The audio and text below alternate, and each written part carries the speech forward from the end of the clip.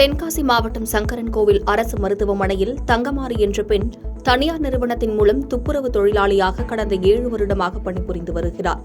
இந்த நிலையில் தன் கணவன் மூலமாக தனக்கு வந்த HIV நோயை காரணம் காட்டி மேலாளர் சுகந்தி மற்றும் மேற்பார்வையாளர் முத்தையா ஆகியோர் தன்னை தரக்குறைவாக நடத்துவதாகவும் பொதுவெளியில் அதை சொல்லி அவமானப்படுத்தி மனதளவில் காயப்படுத்துவதாகவும் கூறி சங்கரன்கோவில் அரசு மருத்துவமனை நிர்வாகத்திடம் பலமுறை முறையிட்டுள்ளார்.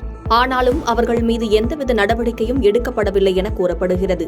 இந்த நிலையில் மிகுந்த மன உளைச்சலுக்கு ஆளான அவர் தான் மாவட்ட சுகாதாரத்துறை துணை இயக்குநருக்கு மனு அளித்தும் தனக்கு நியாயம் கிடைக்கவில்லை என புகார் தெரிவித்துள்ளார்.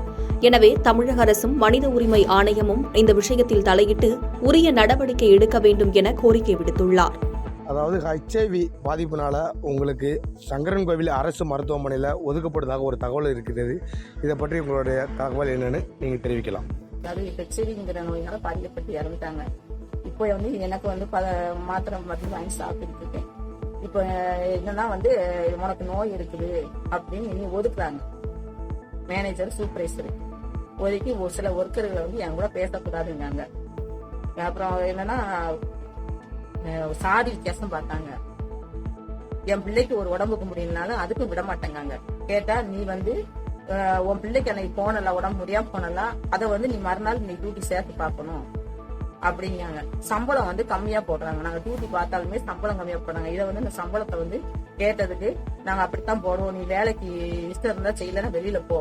நீ வேலைக்கு வச்சிருக்கதே தப்பு. நீ இந்த இதுல பாதிக்கப்பட்டதா உன்னை வேலைக்கே வைக்கக்கூடாது அப்படின்னு சொல்றாங்க. இதுபடி நான் கலெக்டருக்கு எல்லாத்துக்கும் முதலமைச்சர்ல இருந்து எல்லாத்துக்கும் நான் பெட்டிஷன் போட்டிருக்கேன். மனித உரிமைக்கு எல்லாத்துக்கும் போட்டிருக்கேன். போட்டதுல எனக்கு இதுல நியாயம் கிடைக்கணும். இப்ப எனக்கு ஜேடியும் மெடிக்கல் ஆக்டரும் அவங்களுக்கு சப்போர்ட் பண்ணி பேசுறாங்க. பாதகம் செய்பவரை கண்டால் நாம் பயங்கொள்ளலாகாது பாப்பா, மோதி மிதித்து விடு பாப்பா, அவர் முகத்தில் உமிழ்ந்து விடு பாப்பா. அண்மை செய்திகளை உடனுக்குடன் தெரிந்து கொள்ள இணைந்திருங்கள் இயம்நாடு